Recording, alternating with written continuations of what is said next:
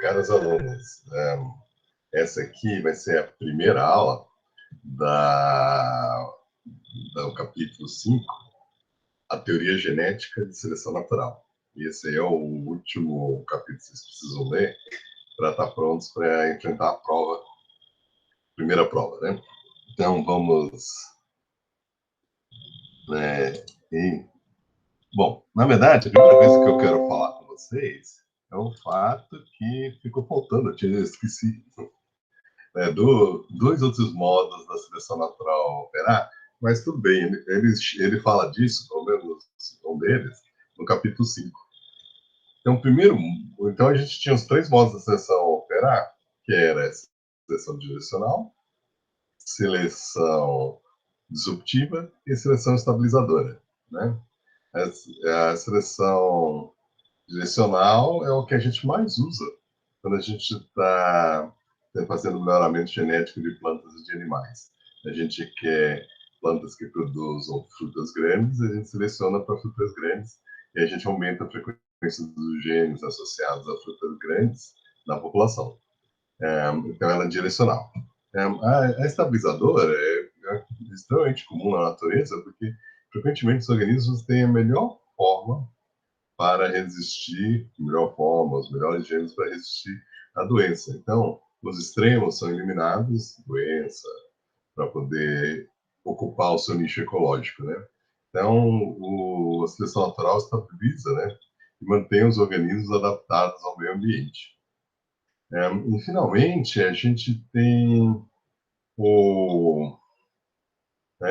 a seleção disruptiva, que ela é bem interessante porque você tira a média, então você favorece os extremos, e que talvez essa seleção ela seja associada à especiação, né? Seleção diversificadora.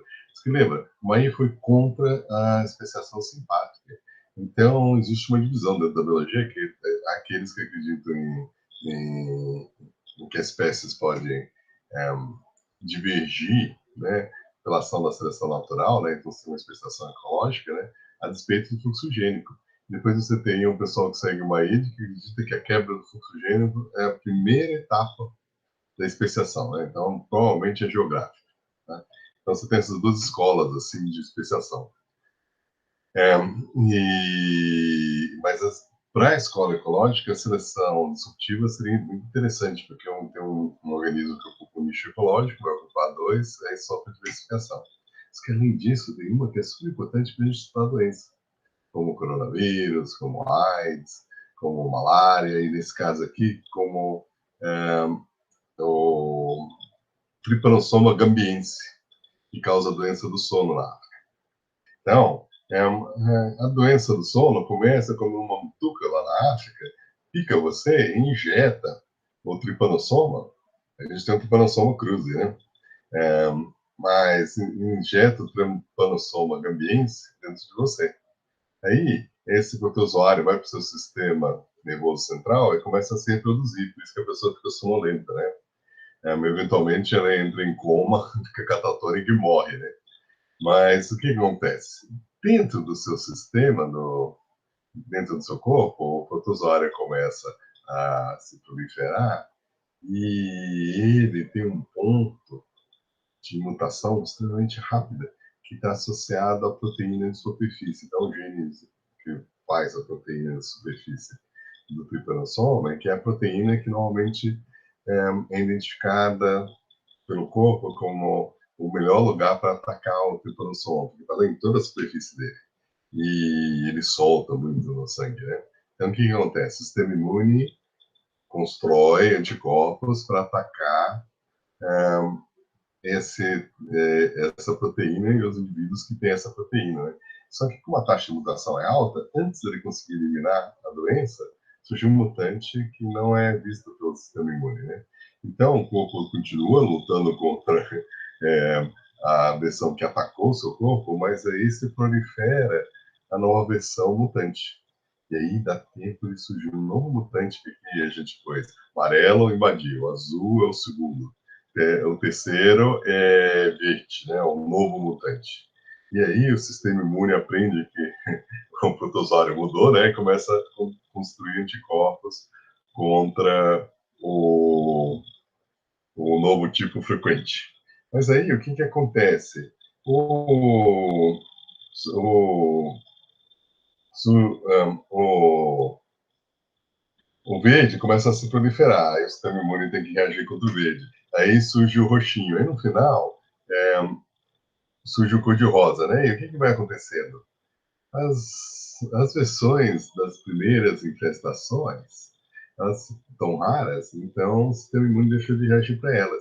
Então, de repente, você aumenta a diversidade de protozoários no seu sangue enormemente, porque conforme o corpo vai atacando o que é comum, o que é raro, seja porque foi quase expurgado do corpo, seja porque é um mutante novo, ele volta a proliferar. E, normalmente, o corpo satura a capacidade de construir anticorpos e a pessoa vai ficando doente cada vez mais, né? Então você tem uma corrida e nessa corrida quem ganha é o protozoário, porque o protozoário conseguiu sofrer mutação mais rápido do que o nosso sistema imune conseguia se adaptar à doença. Então, a doença do sono é uma doença de difícil cura, né? Durante boa parte da história ela é letal, né? Você pegou, você morre, né? Mas hoje em dia a gente tem alguns tratamentos. Só que mesmo assim, a melhor coisa que você pode fazer é evitar pegar a doença do sono, né? Então, se você for num safari na África, digamos, você vai no congresso, no Quênia, né? De estudo de mamíferos, ou ecologia das savanas, né? Aí você vai representar o seu trabalho no Cerrado, né? Aí vocês te convidam para ir para o meio do mato, né? Para ver os animais e tudo. Veja, vai ser super bonito. Mas evite que a mosca de tsetse pique você, né? Então, use protetor, camisa comprida, passe repelente, né? Evite, né? Porque você não quer pegar a doença do sono, né? Atacar o seu sistema nervoso central. E esse tipo de seleção é seleção dependente de frequência, porque o que é comum é eliminado e o que é raro é favorecido. Agora, um próximo tipo de seleção, então, quarto tipo de seleção. Então, direcional, estabilizadora, diversificadora, né, ou disruptiva, e dependente de frequência. O que é comum é eliminado, o que é raro aumenta de frequência. Aí, ao invés dela expurgar e diminuir a diversidade, ela aumenta a diversidade. Veja, no final tinham várias variedades, todas raras, então, portanto, de uma variedade você tem muitas, porque o que é comum é eliminado, o que é raro aumenta de frequência. Então, a seleção provoca a diversificação do organismo. A AIDS faz isso. Então, a AIDS, quando nos infecta, ela tem uma taxa de mutação tão grande que o que é comum é eliminado, o que é raro é favorecido, e o seu sistema imune normalmente não consegue, porque a AIDS é pior do que a doença do sono. Ela ataca o seu sistema imune, né? Então, o seu sistema imune está sendo destruído. E ele está lutando contra um inimigo que fica mudando de cara o tempo todo. Então, é uma seleção dependente de frequência. Agora, a própria AIDS também tem seleção direcional, né? A seleção direcional seria a resistência ao ATZ, né? Eu tomo um remédio, aí o vírus que é resistente ao remédio sobrevive melhor. Então, qualquer remédio que você use na AIDS, a taxa de mutação é tão rápida de que o vírus se adapta ao remédio. Aí isso aí levou as pessoas a pensar, e se a gente usar todos simultaneamente? Porque se você tem vários remédios, aí fica muito mais improvável, né? Você tem uma chance em 1000 de se adaptar a esse remédio em 5 anos. E depois tem uma chance em 1000 de se adaptar a outro remédio. E se adaptar, então a chance de você se adaptar a 3 remédios é 1 em 1 bilhão. E assim ainda. Então se torna improvável que surja uma mutação que seja resistente a todos eles simultaneamente, né? Então, esse raciocínio do remédio e como a gente vê, como dribar a taxa de mutação extremamente alta, estupidamente alta, do vírus da AIDS. Então, a gente usa evolução para salvar vidas humanas, né? Se você é criacionista, você mata a gente. Se você é evolucionista, aí você tem um modelo que funciona e permite você tomar decisões que são factíveis de teste empírico e, dependendo do resultado dos exames, dos testes, aí você adota uma política, né? Ou uma metodologia de tratamento, que é o caso da AIDS, que é baseado em evolução. Bom, então a AIDS ilustra a seleção diversificadora, né? Ela fica driblando o sistema imune, surgindo mutantes raros. E ela também exibe direcional quando ela fica resistente ao remédio. Então o remédio está presente e mata os vírus que não conseguem se replicar e os mutantes aí conseguem. Bom, a quinta jeito de seleção não é dependente de frequência. Uma seleção dependente de densidade. E ela, vocês vão ter que me acompanhar aqui. Então, no Lago Michigan tem algumas ilhas, né, que foram colonizadas por lobos. E sabe como que eles chegaram lá? Ele teve um inverno muito frio, congelou o Lago Michigan. Lobos do Canadá foram andando a pé até a ilha e colonizaram, né? E aí, o que aconteceu? Eu, a principal coisa para comer na ilha, né, que não é muito grande, é lebre das neves e coelhos do Ártico, né? Para que ele é lebre e seu coelho. Então, a lebre é bem maior, né? E ela gosta de áreas abertas. E o coelho é menorzinho e ele gosta de áreas fechadas. Então, aí o que acontece? O lobo, ele tem que procurar o coelho e a lebre em lugares diferentes. E o próprio, né, o hábito, né, de caçar faz com que o animal desenvolva uma imagem de busca. Então, a gente vê isso quando, por exemplo, você manda alguém buscar alguma coisa e ela fica procurando aquilo, né? E aí, de repente, você fala, tem, por exemplo, você está procurando um aviãozinho. Aí você pergunta, tem algum tanque aí? Aí a pessoa, de repente, vê um monte de tanques. Mas como ela estava procurando avião, ela não enxerga os tanques, né? Então, você tem uma imagem de busca quando você vai procurar alguma coisa, né? E os lobos, eles preferem o coelho, porque o coelho é mais gordinho, mais fácil de pegar, né? A lebre tem umas pernas bem compridas e ela é muito mais veloz. Aí o que acontece? Quase não tem coelho lá, porque os lobos quase expurgam o coelho. E aí o que acontece? Eles não adianta eles irem caçar coelhos na floresta, que não tem coelho na floresta. E aí eles deixam de caçar coelhos e começam a caçar a lebre. E eles fazem isso durante bastante tempo, né? E a lebre sempre é mudante. Mas a densidade do coelho, ela cai quando os lobos estão caçando, até que a densidade fica tão baixa que não dá para sustentar uma matilha de lobos. Aí os lobos desencanam de caçar coelhos e vão caçar lebre. Aí acabou a predação sobre os coelhos, a densidade dos coelhos volta a aumentar, volta a aumentar, volta a aumentar. Até que a densidade deles é suficientemente alta para os lobos voltarem para a floresta, ficarem morando na floresta e comendo coelho. Aí a densidade começa a cair até quando acelerar. E quando ela começa a zerar, os lobos saem da floresta, porque eles vão morrer de fome. Mas a mudança das lebres faz com que a população de lobos sempre é alta. Então, uma população grande de lebres faz com que a população do lobo seja alta, e aí o coelho ele poderia ser extinto, né? Porque normalmente o que acontece? O predador caça a sua presa, né? E se a presa fica muito rara, o predador fica raro. Só que no caso do lobo, não. A população sobrevive porque ela continua sobrevivendo à base de lebre, né? Agora, o coelho está num predator pit, né? Ou seja, o buraco do predador, né? Porque o predador é sempre mudante. Só que ele só vai caçar o coelho quando a densidade dele fica alta. Aí, quando a densidade dele fica baixa, aí deixa de caçar o coelho. Então, é uma seleção que liga ou desliga dependendo da densidade dos coelhos no meio ambiente. Outras seleções dependentes de densidade são em ostras, em banco de ostras. Porque se a densidade de ostras é baixa, na verdade é bom para as ostras. Mas quando a densidade do banco fica muito alta, aí tem pouca comida, porque as todas estão filtrando a comida e isso não sobra mais comida. E elas estão muito perto uma da outra, então elas ficam filtrando os dejetos uma da outra e começam a pegar doença e atrai os predadores. Então o banco de ostras que está super populado, ele sofre muita seleção natural contra as ostras. Só que aí as ostras quase morrem todas, né? Aí o que acontece? Menos ostra, mais comida.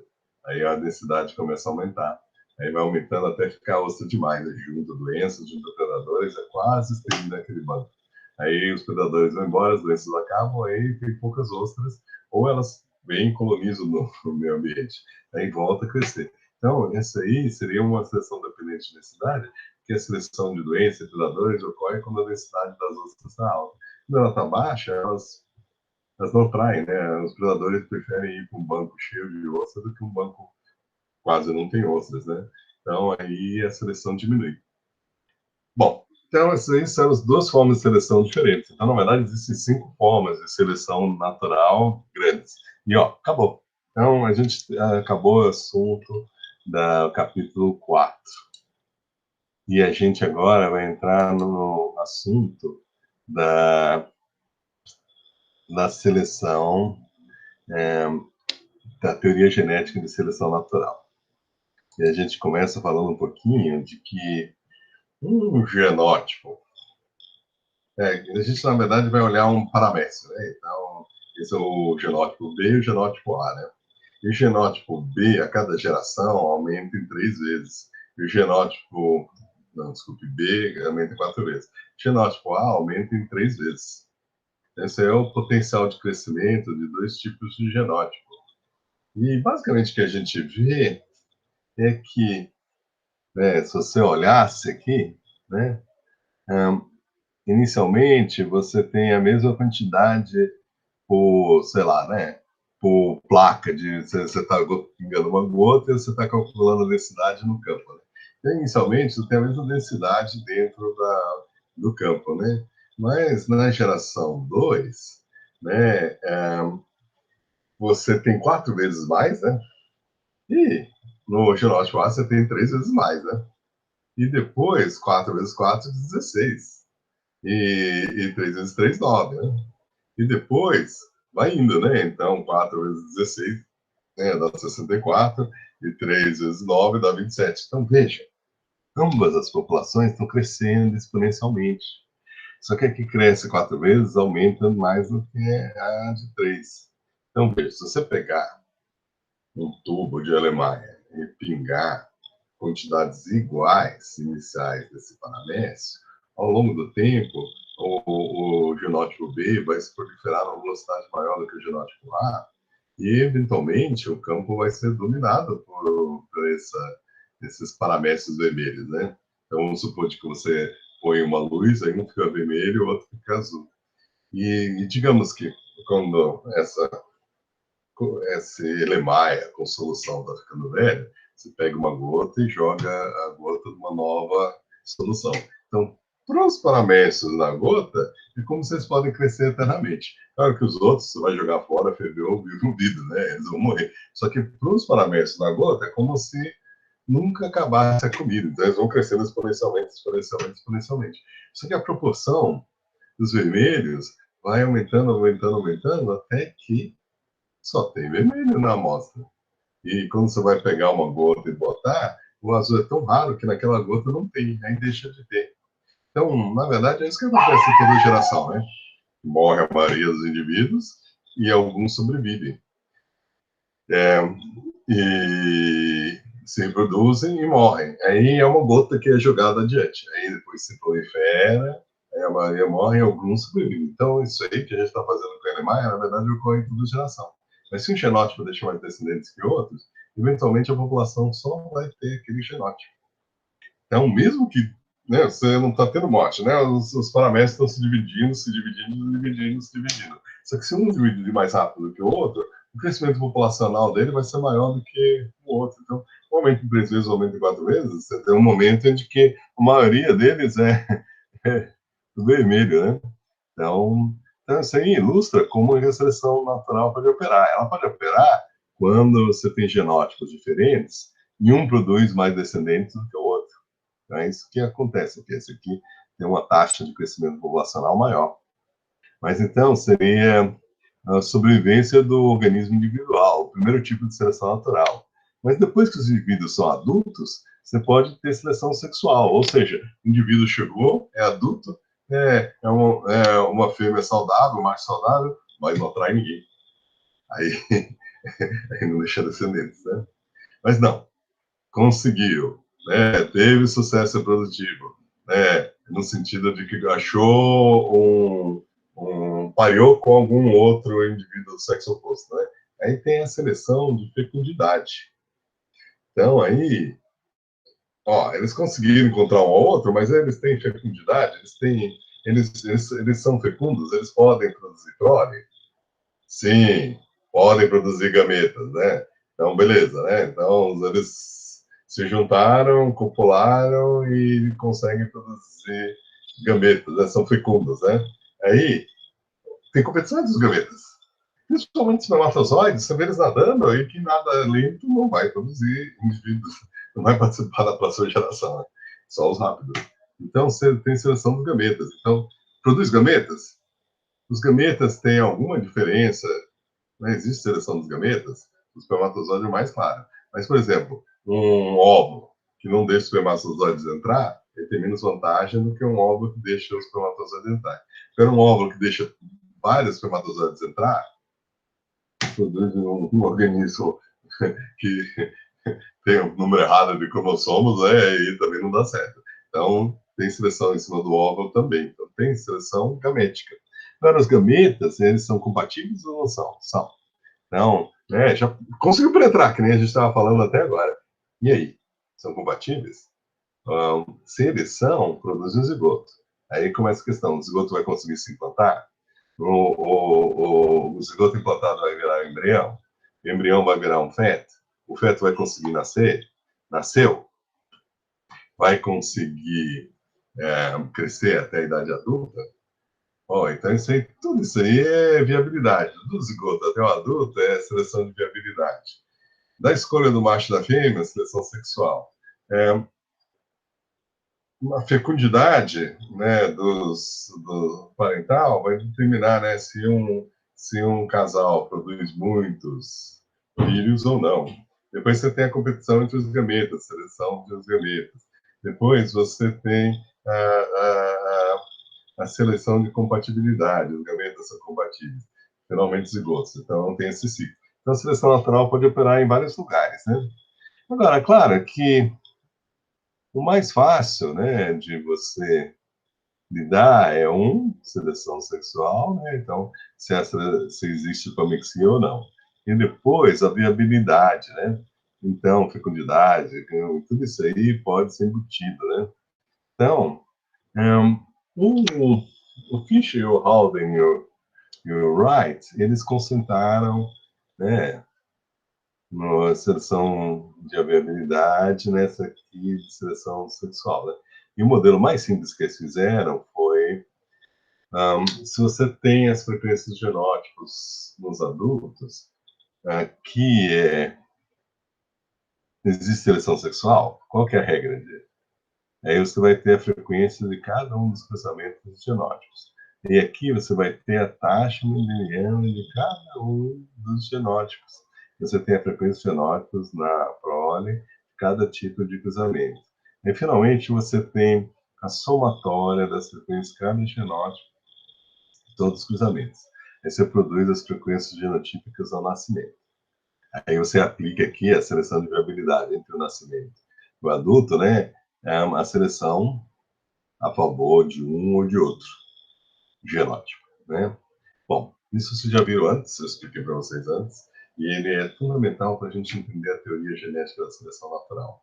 E o Fisher, o Halden e o Wright viraram e falaram, gente, se o cruzamento é um acaso e a gente não precisa se preocupar com nenhuma dessas outras, ou seja, os indivíduos têm fecundidade alta ou igual, os gametas são igualmente, né, saudáveis, existe compatibilidade de seleção, então a gente só precisa se concentrar nessa seleção de viabilidade, né?